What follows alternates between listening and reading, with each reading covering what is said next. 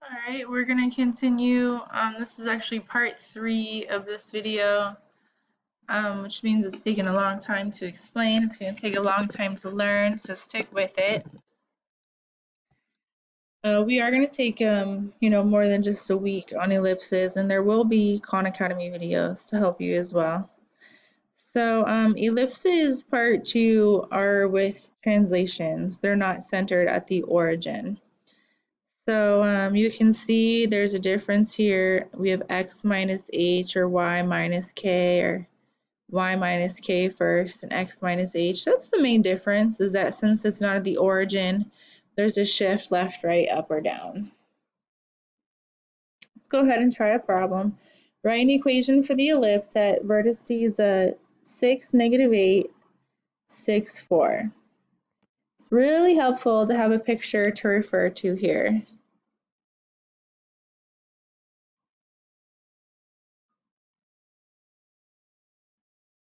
There's 6, 4, and here's 6, -8.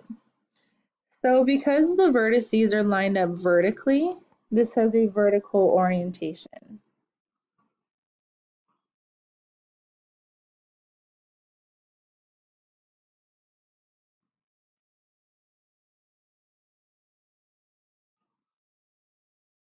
Vertical vertices means y is going to go first in our equation, and we're at y minus k squared over a squared plus x minus h squared over b squared equals 1.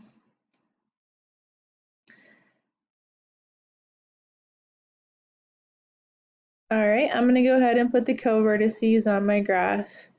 We're at 3, -2, and 9, -2. So try to make it look like an oval, not a diamond. Okay, so step 1, if you notice I put some steps here, determine the orientation through graphing our distance formula. Through graphing, we can see that this is a vertical orientation, and we're going to put y first. Step 2, find the center of the ellipse using midpoint formula. You can see the center if you graphed it, or you can use midpoint. Our midpoint of our two vertices is going to be,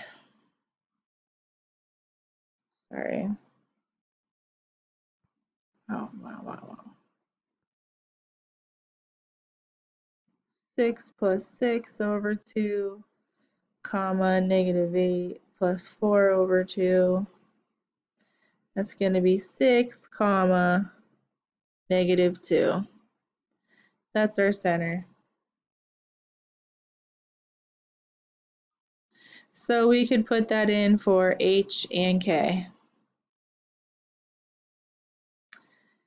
Step 3, determine the value of a and b.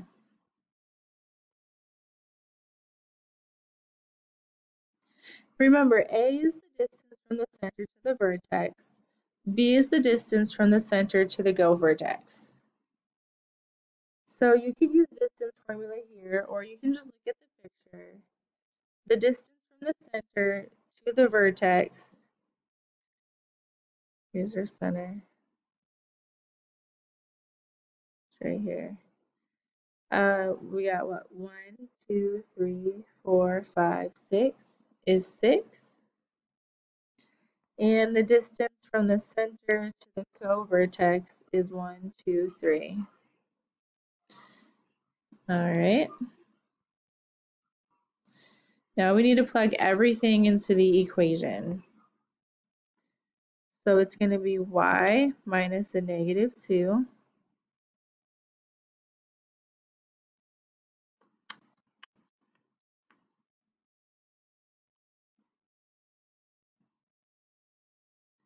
squared over a squared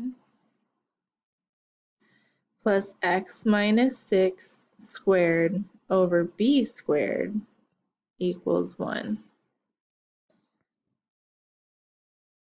And I'm going to rewrite that. Wrote too big. Let's see. Guess I'll put it here. That's going to be y plus 2 over 36 plus x minus 6 over 9 equals 1. There's our equation.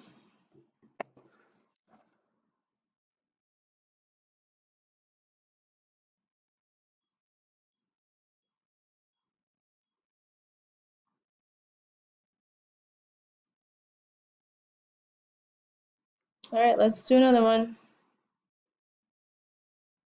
Sincerely hope this is recording. All right, guided practice 2, same idea. It really helps to have a graph. Let's take a look. We have vertices at negative 3, 8 right here, and 9, 8 over here. So this time our vertices are horizontal, so that's a horizontal orientation. So we're going to be looking at x minus h squared over a squared, y minus k squared over b squared equals 1. Horizontal means x goes first. Alright, let's go ahead and graph our other information. We have co-vertices at 3, 4 and 3, 12, which is off our map a bit.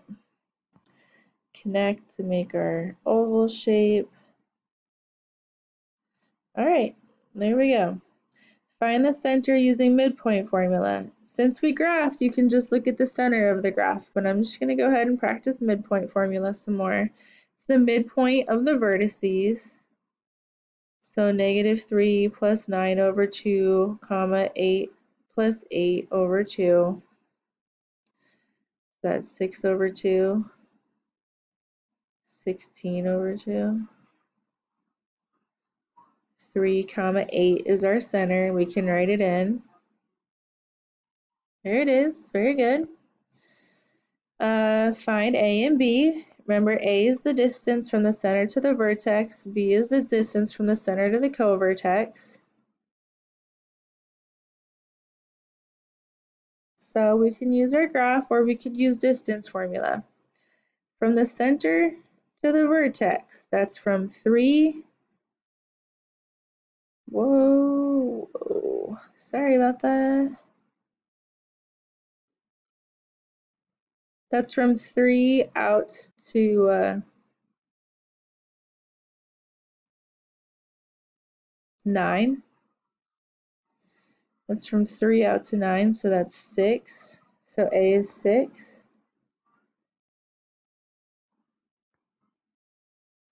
And I got that just from counting 1, 2, 3, 4, 5, 6. And B is the distance to the co-vertex, so that's 1. Well, I'm better count now. 1, 2, 3, 4. B is 4. A is 6 and B is 4. You can use distance formula or you can graph and count the number of units. Alright, so now we're going to plug into the equation the center and A and B. So it's going to be x minus 3 squared over 6 squared plus y minus 8 squared over 4 squared equals 1.